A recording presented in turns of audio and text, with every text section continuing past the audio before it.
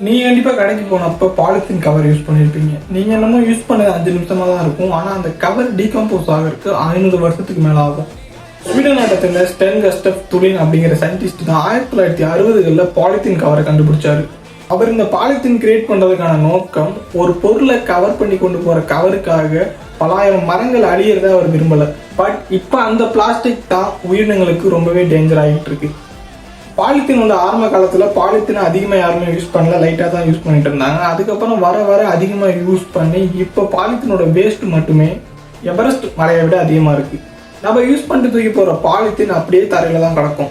அதுக்கப்புறம் மழை பெய்யறப்ப ஆறு குளம்னு போய் கடைசியாக கடலுக்கு போய் சேர்ந்துடும். அதுக்கப்புறம் தான் இங்கே பிரச்சனையே ஆரம்பிக்குது. கடலில் இருக்க வாட்டர் அனிமல்ஸ் அதை ஃபுட்டுன்னு நினச்சி இன்டேக் பண்ணிக்கிறாங்க. அந்த பாலித்தீனை இன்டேக் பண்ணிக்கிறதுனால அதனால அவங்களுக்கு டைஜஷன் ப்ராப்ளம் அதனால ஒரு நாளைக்கு மட்டுமே லட்சக்கணக்கான வாட்டர் அனிமல்ஸ் இறந்துக்கிட்டு இருக்கு. இது எல்லாத்தையுமே விட ஒரு டேஞ்சரான விஷயம்னா அந்த பிளாஸ்டிக் மைக்ரோ பிளாஸ்டிக்காக மாறும். அப்படி மாறுற மைக்ரோ பிளாஸ்டிக் நம்ம சாப்பிட்ற உணவுல இருந்து, நம்ம குடிக்கிற தண்ணியில இருந்து, நம்ம சுவாசிக்கிற காற்று வரைக்குமே நம்ம உடம்புக்குள்ள போயிட்டு இருக்கு. இதனால கேன்சர் வர்றதுக்கான வாய்ப்பு ரொம்பவே அதிகமா இருக்கு. இது நம்மள மட்டுமே இல்லை, அனிமல்ஸுமே சேர்த்து தான் பாதிக்கும். நீங்க டீ கடையில கண்டிப்பா ஒரு தடவையாச்சும் கப்ல டீ குடிச்சிருப்பீங்க. நீங்க அந்த கப்ல ஒரு தடவை டீ குடிக்கும் போது மட்டுமே கிட்டத்தட்ட மில்லியன் கணக்கான மைக்ரோ பிளாஸ்டிக் உங்க உடம்புக்குள்ள போயிட்டு இருக்கு. நம்மளால பிளாஸ்டிக் யூஸ் பண்ணாம எப்பவுமே இருக்க முடியாது. ஆனா அதை ப்ராப்பரா யூஸ் பண்ணா இந்த அளவுக்கு நமக்கு டேஞ்சர்ஸ் இருக்காது. இந்த மாதிரி இன்ட்ரெஸ்டிங் இன்வென்ஷன்ஸ் பற்றி தெரிஞ்சுக்கிறதுக்கு நம்ம கொஞ்சம் ஃபாலோ பண்ணிக்காங்க.